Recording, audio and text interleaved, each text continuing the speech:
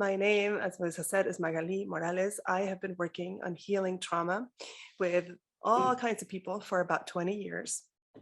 And today we are going to do a workshop about emotional self-care in times of stress. So I know you've been doing a lot about how to take care of your body and taking care of yourself physically. Today we're stepping into the emotional field.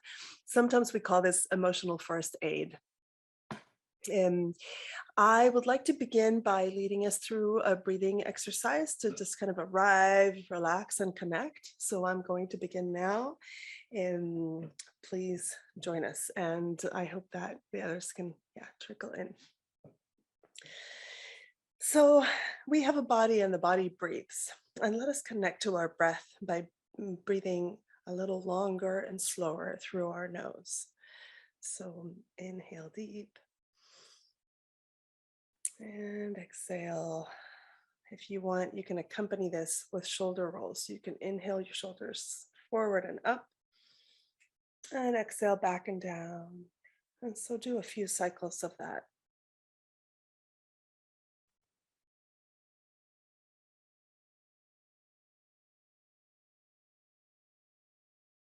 And then you can just kind of shake your body a little bit, shake out your wiggles. Great. With arms relaxed, let us together inhale peace. And exhale stress. You can make noise. Mother Earth, transform it. Inhale serenity. And exhale all the heavy things and the busy thoughts that we don't need for the next hour. Every time we inhale, we get closer to our center. And every time we exhale, we sink a little deeper into our seat and our shoulders come down just another half an inch. I am going to set my intention that I may be of service to you today. And I invite you to connect with your own intention for this session. What would you like to get out of this? And when that is clear to you, you can open your eyes, unmute yourself and say, I am here. And if you'd love to show your face, we'd love to see at least a few people.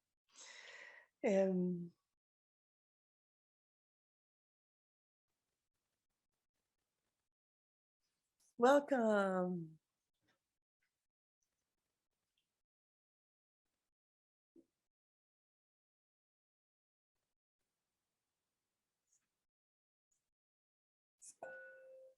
Welcome, everybody. I am going to ring a bell just to mark the beginning of this time together.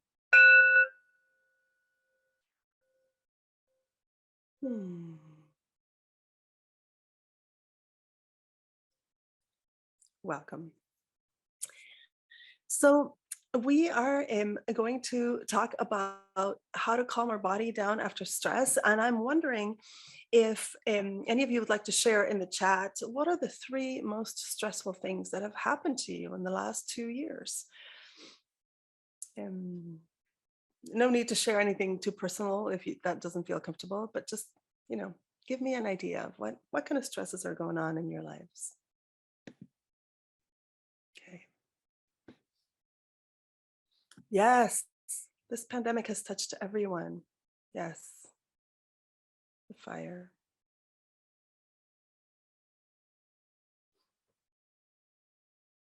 I think that you are not alone, and also personal issues that affect us, right? Like the scarcity and the expensive housing in our area, so difficult.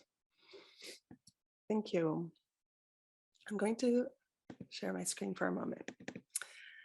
So we are going to be talking about calming your nervous system after stress or trauma.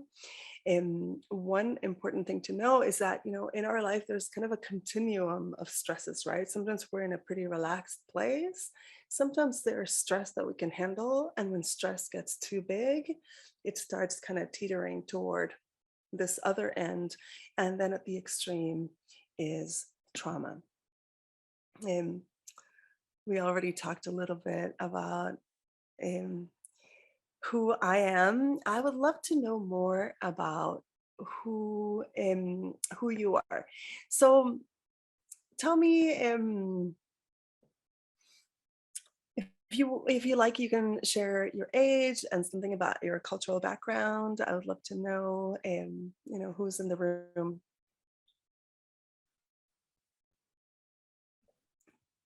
You can share that in the chat if you like. Or in the chat. Oh, I see somebody else shared about stress. Yeah.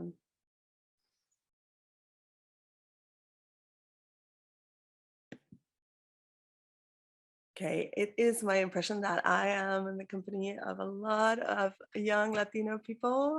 Is that right? Okay. Well, by the way, I didn't say this in the introduction. I am Mexican and Guatemalan. Oh, thank you. Yeah, so okay. Um, Thank you, everybody. Okay, so we were talking about there being a continuum of stress.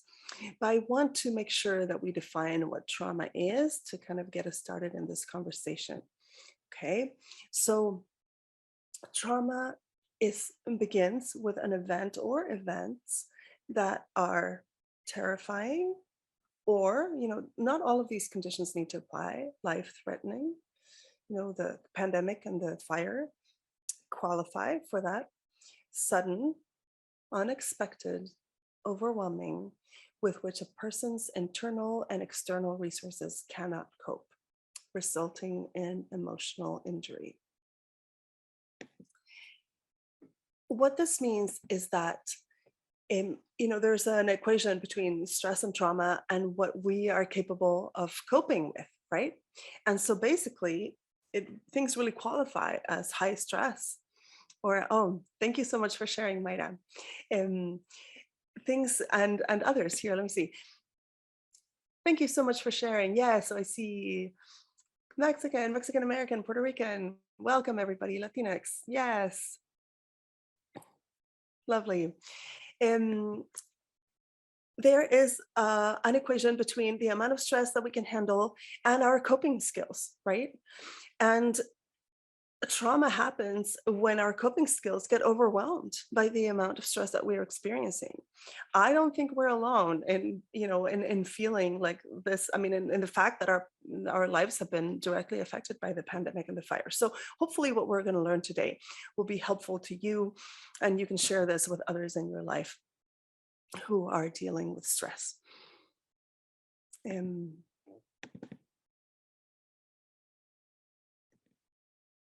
Okay, so this little picture has to do with our central nervous system. And, our nervous system is amazing, right? It was designed to preserve our life. And it has two main modes. Active mode, which is where the sympathetic nervous system gets online and gets active, and relaxation mode. That's the parasympathetic nervous system. And the amazing thing about this is that when we feel like we are in danger, in the old times, like long, long ago, the biggest source of danger for us was predators, right? So, if we were trying to become safe from being chased by a mountain lion, what would we do? We would run or fight, or the other option is we would freeze. Okay, our nervous system was actually made to help us escape danger. And the main modes that we can escape danger are by fighting or fleeing. Now, our nervous system today doesn't know the difference between whether we're being chased by a mountain lion or we have a big deadline coming up, or there's another form of stress, right? So it just acts stressed, regardless of the source of the stress. Now, how do you breathe when you are scared? Usually we go, "Ugh," right? So our shoulders tense up, we breathe shallow, and we breathe through the mouth. This is what tells our body that we are in danger or in a stressful situation. So the interesting thing is that the nervous system responds, and then it does this thing that tells us, okay, there's stress. And so there's more and more stress, it multiplies. On the other side, though, When we are relaxed, we breathe long and slow through the nose and our muscles are relaxed.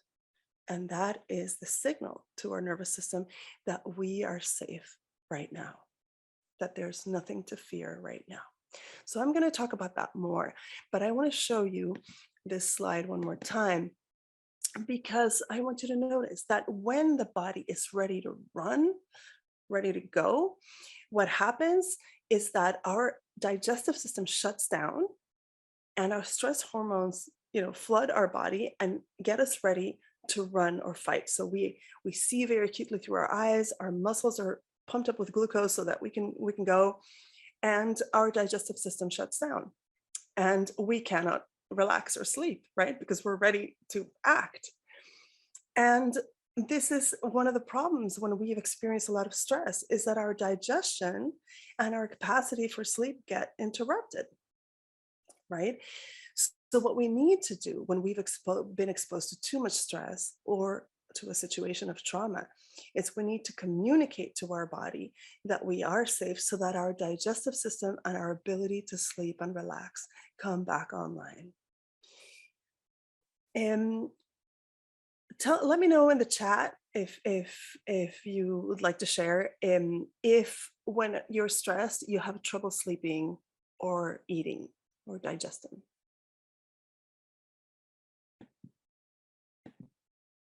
Okay, how do I here? Okay, so now we are going to talk about what to do, and let me take a look at the chat. This is an interesting dance between, yeah, trouble sleeping. This is very common to have trouble sleeping when we're stressed. Let's see. Well, yes, but sometimes, even though sometimes under stress we eat more, and I certainly have done that before, it's kind of a disconnect with our body, right? Sometimes we just can't tell what our body needs. Mhm. Yeah, and it varies. For some people, they eat too little. For some people, they eat too much, but it's a little bit of a disconnect with what we need. Okay, so the biggest switch for us to tell our nervous system that we are safe right now and it's okay to relax is the breath. So the first thing we're going to practice today is long, deep breathing through the nose. So remember, whenever we are stressed and breathing shallow through the mouth, we're telling the body, oh, danger. And when we're breathing slowly through the nose, we're telling the body, it's okay to relax. We are safe enough right now. So let's see how well we breathe. Do me a favor and put one hand on your chest and another hand on your belly. And so take a big inhale. And then when you exhale, squeeze all the air out of your belly and contract your belly. Imagine you're putting your belly button against your spine. I know, it's weird, right? So now inhale and fill up your belly. And now inhale more and fill up your chest. Relax your shoulders though, if you can. And then exhale, empty the chest. And exhale, empty the belly. Inhale, fill the belly. Inhale, fill the chest. Exhale, empty the chest. And empty the belly. So the breath begins with the belly, fill the belly, fills all the way to the top. Empty the chest. And we end with the belly. How did that feel?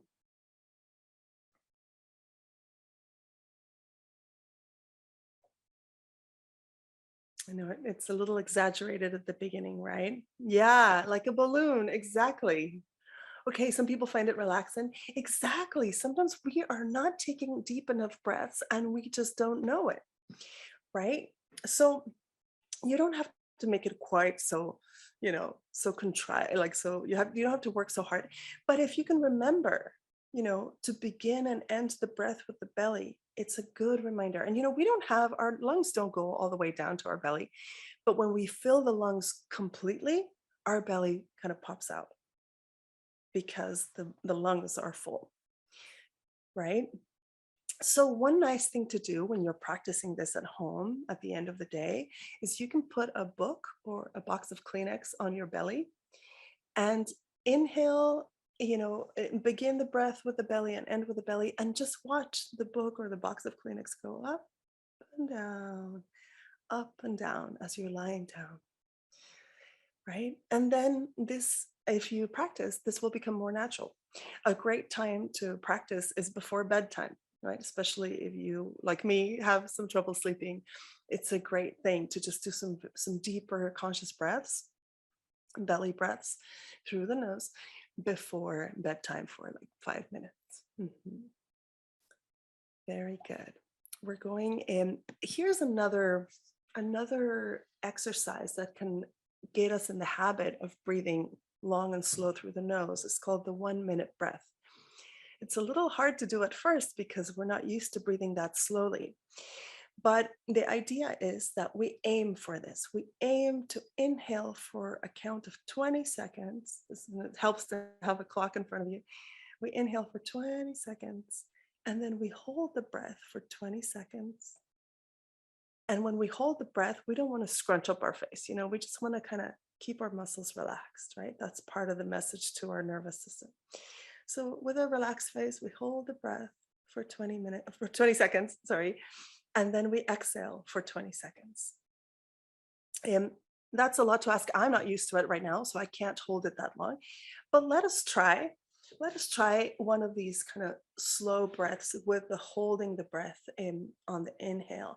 And I'm just going to use my hand, okay, just to go really slow. If it doesn't feel comfortable, you don't have to do the whole thing. This is just a practice. So let's just try it. Let's begin the inhale.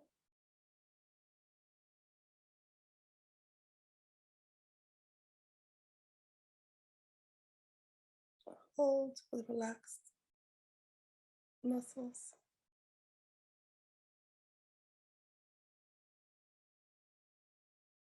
And do a slow exhale.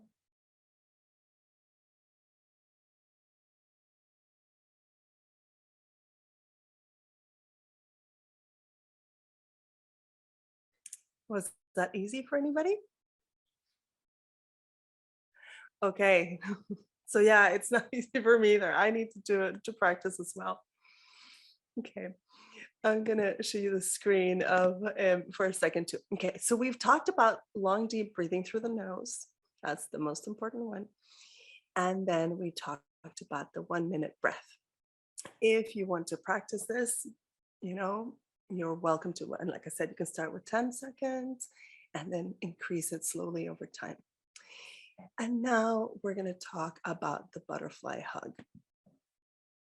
This is a really helpful technique that was discovered by a Mexican therapist called Lucina Artigas. She works, oh, thank you. She works with trauma survivors all over the world.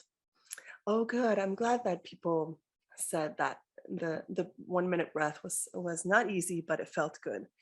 Yes, there's more of that good feeling if we can practice. Thank you, everybody. Okay, so back to the butterfly hug. Lucina Artigas discovered this very simple method to help us go from a state where we feel a strong negative emotion to feeling more peaceful and calm. So this is going to be paired with the long deep breathing, right? The long deep breathing has to stay. And this method, by the way, comes from a trauma healing technique called eye movement desensitization and reprocessing, EMDR. And the reason we talk about eye movements is this helps the brain do what we do when we're dreaming at night. And when we dream at night, our nervous system is kind of processing all the information of what happened in the day. And so this is kind of an important brain function.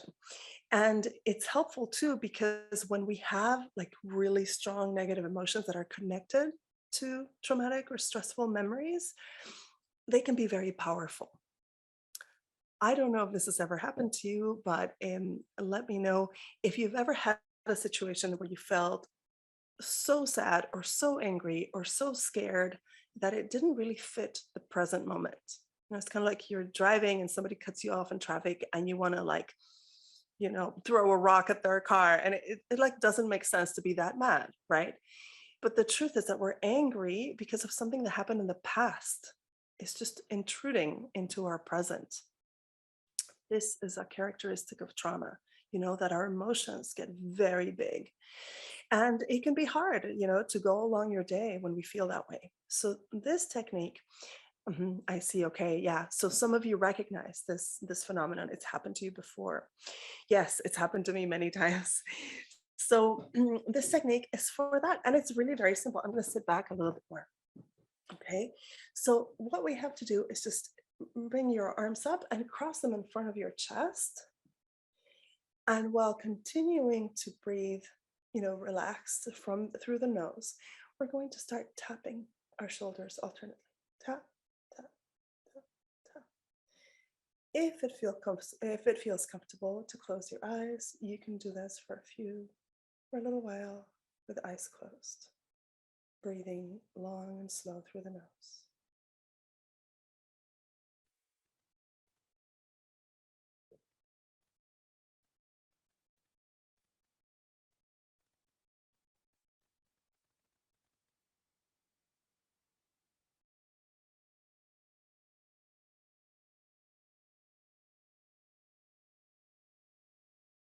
Nice.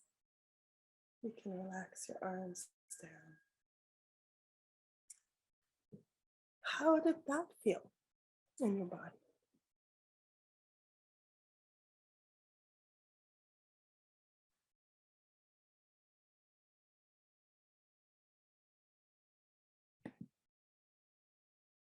Comforting. Yes, reassuring. Isn't that interesting? It's like when we allow our brain to do that, then we get like a bigger dose of relaxation. This has, oh, good. It's nice to hear the tapping and feel the tapping. Yes. Yeah, this is also something we can kind of do with our body. It's like in a way we keep ourselves busy doing this so that we don't have to think about stressful things right in that moment. And the effect of this is similar to what happens when you take a nice walk. You probably know, when you have a problem and you don't know what to do, and then you go take a walk, and at the end of the walk, some solution comes to you, or you just feel better.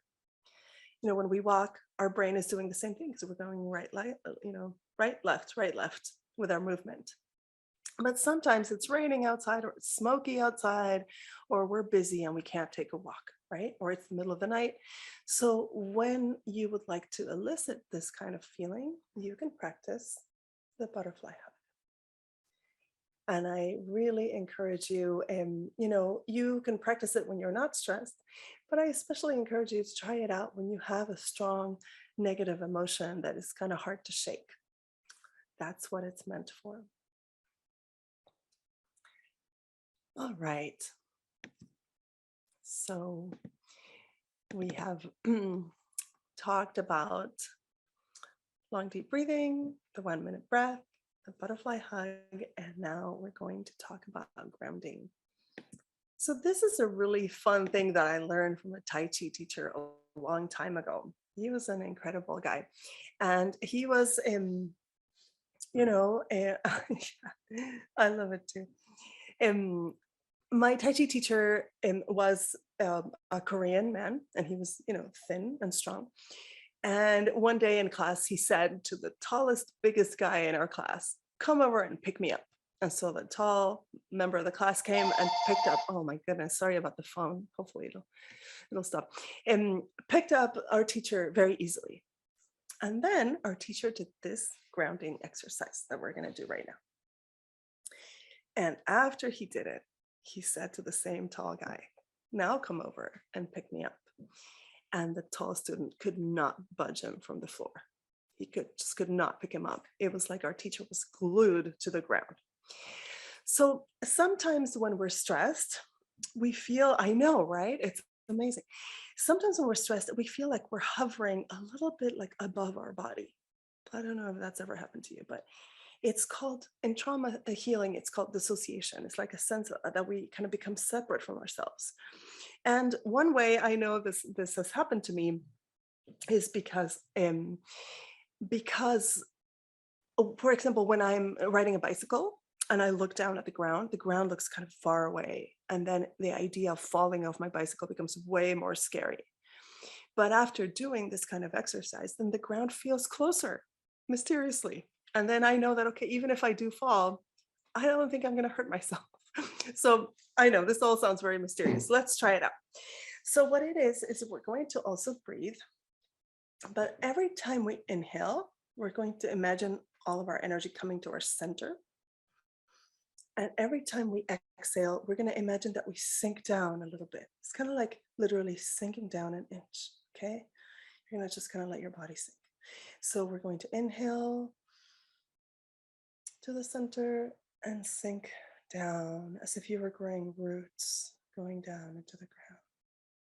So inhale to center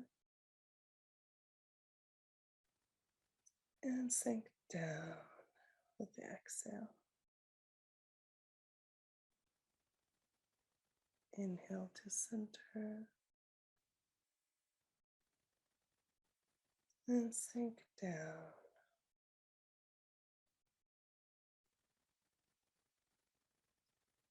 Inhale, center, and sink down with your exhale. And one more time, inhale. And feel the heaviness of your body sinking down.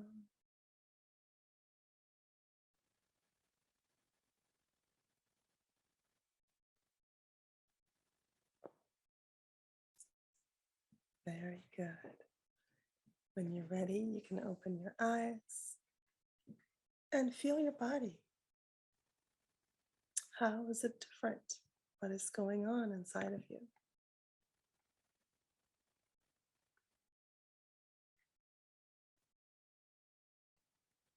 Yeah, does it feel relaxing as well? Is anybody maybe feeling a little sleepy right now? Oh, it's an interesting question about feeling tingles. Sometimes because we are not used to breathing so deeply all the time, it's like a part of our body is being reawakened. So I feel tingles as well. If it doesn't hurt, it's just a tingle of it's our body kind of coming back alive. So it's good to feel it. If you have pain or something, definitely it's time to get that checked out. But no, in general, another thing that can happen is that we can feel a little too airy in our head, like a little dizzy. And that's also when we have more oxygen rushing in than usual. We can feel like, whoa, I'm a little lightheaded, but that doesn't tend to last long. Okay, so if you experienced any of that during any of these breathing exercises, just know that it's very normal and your body will adjust. All right. And the next thing that is really helpful to do when we have been under stress is to do things with our hands and our feet. There's lots of things that we like to do with our hands and our feet that are enjoyable and that help us kind of pass the time without even noticing that the time is passing. Some people love to bake bread, some people love to sew or do crafts, some people love to walk, run, bicycle, surf. And what are some of the things that you enjoy doing with your hands or your feet that help you feel nurtured and like things are fun and like you're not paying attention to the clock? Who has some examples for me? Oh, nice. Dancing, of course, crocheting, painting, drawing. Yes, that's exactly what I'm talking about. Stretching. Excellent.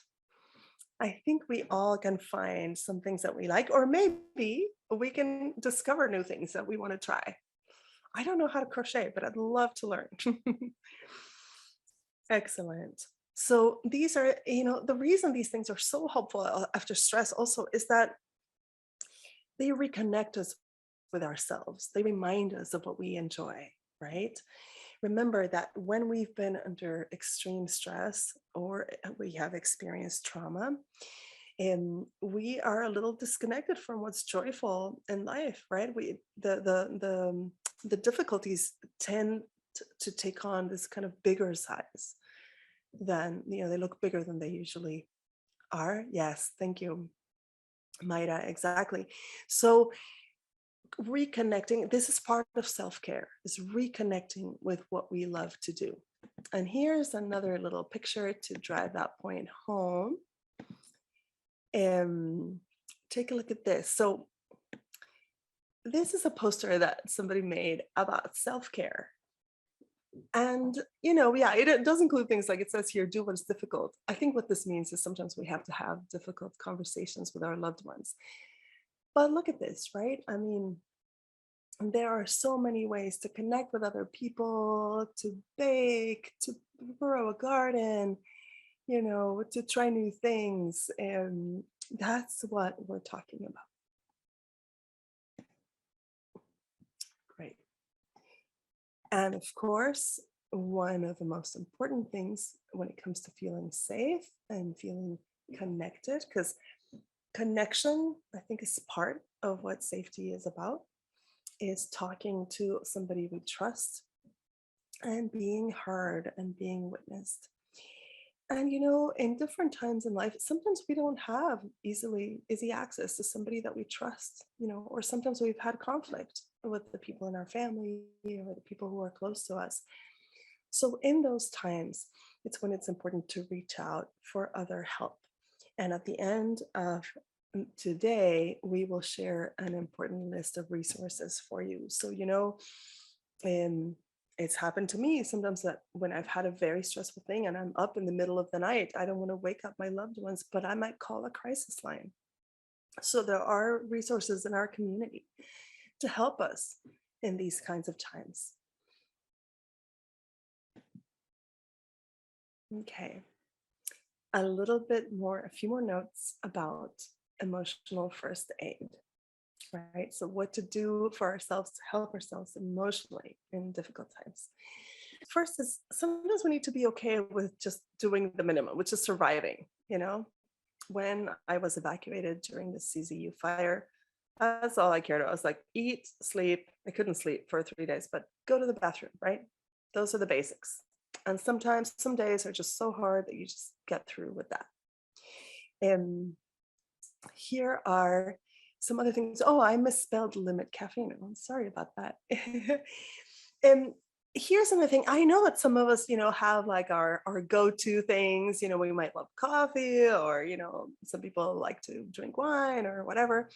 But in times of high stress, one good reason to limit caffeine, alcohol, or other mood-altering substances is simply this, that there are so many stress hormones coursing through our body that our inner organs, like our liver, are working very hard to process those.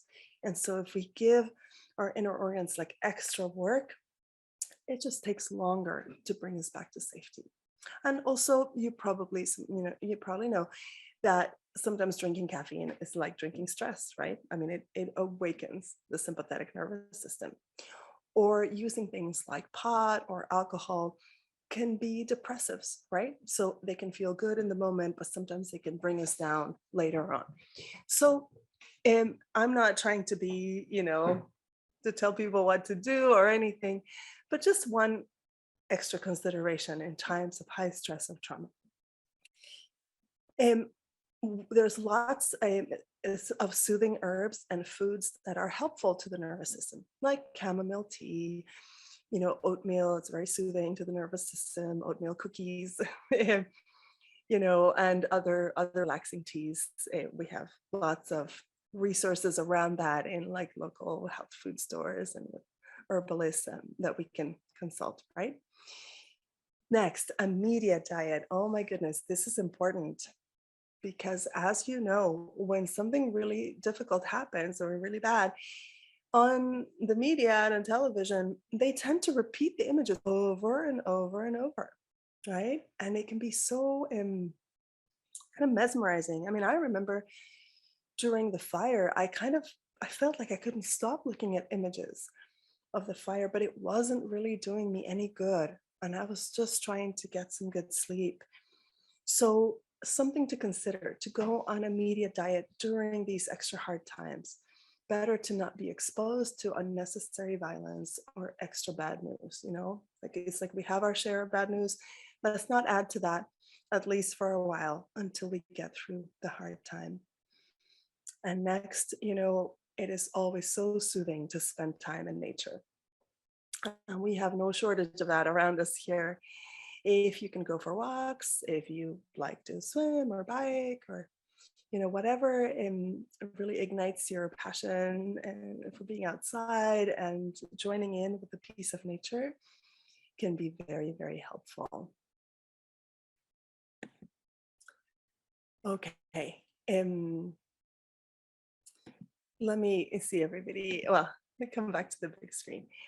So the next thing is, how do we know when we are going to need extra help, right?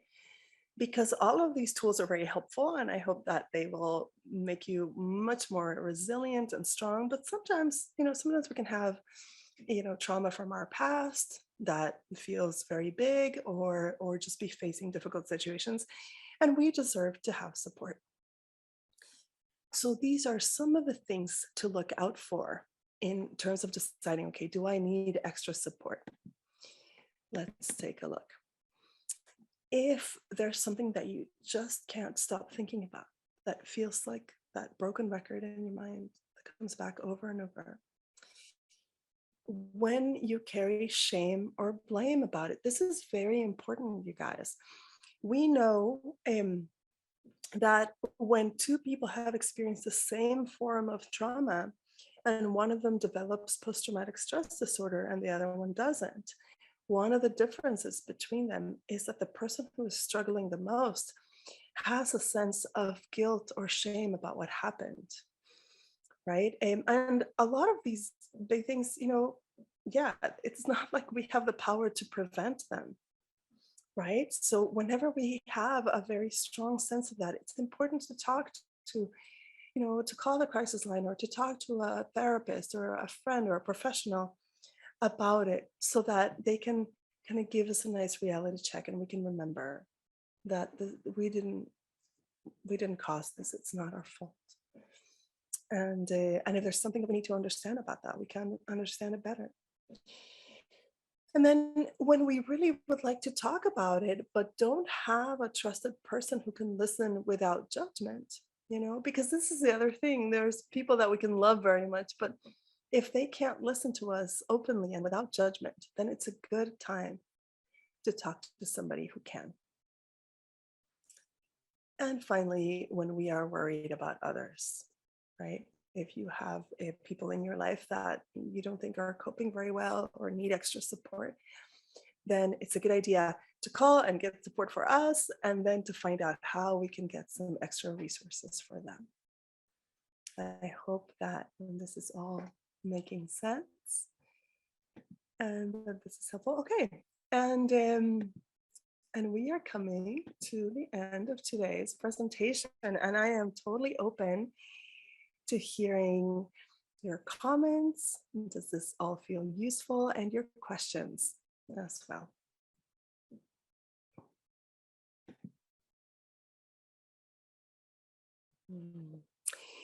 There's a very good question here. I stress about sharing my feelings or thoughts with a stranger, but I know therapy is great. How can somebody help me get over this? Well, this is a really, oh my goodness, sorry, there's a little bit of glare. This is a really important question. When I used to work at a rape crisis center, one of the things I did was to help clients, dial the crisis line as a form of practice. So if somebody can be with you while you're dialing this phone number, and you can experience it for the first time, it can take away some of the fear. And yes, it's hard to talk to a stranger, but also these professional strangers are sworn to confidentiality. And I think that's very, very valuable, sometimes just to know that they will not share anything that we share with them with somebody else. And in my experience, and I've done social work in lots of different settings, some people prefer to be in groups and not to do just individual one-on-one therapy, for example.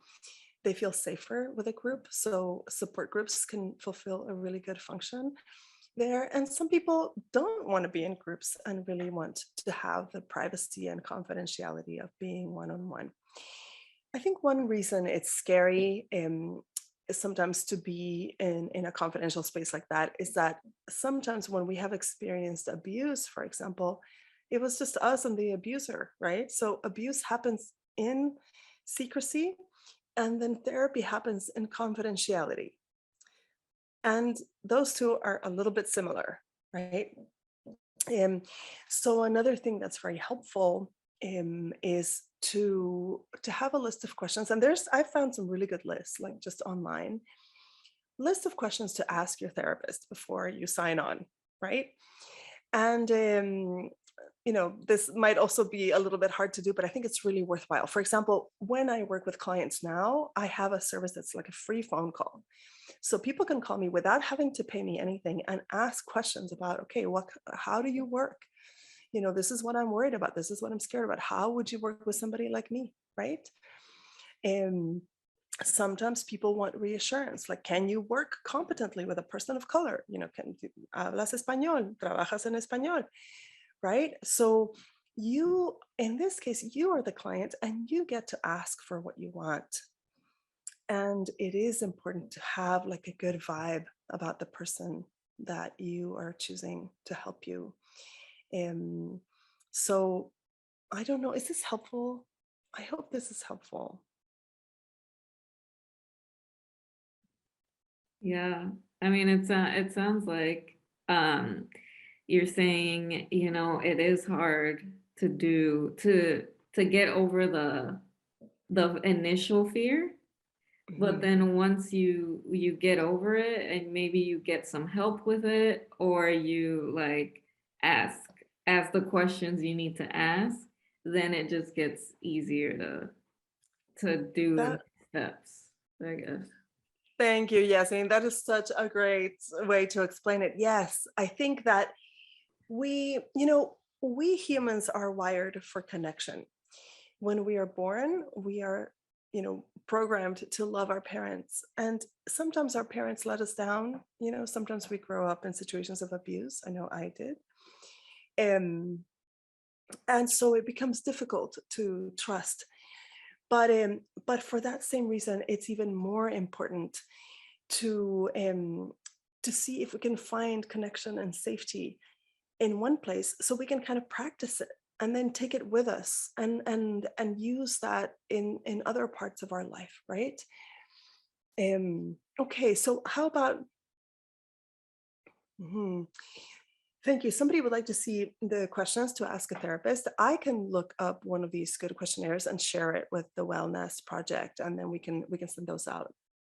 Mhm, mhm. It is also, yes, I mean, sometimes there are just barriers of, how can I afford it, right? This is why, pardon me.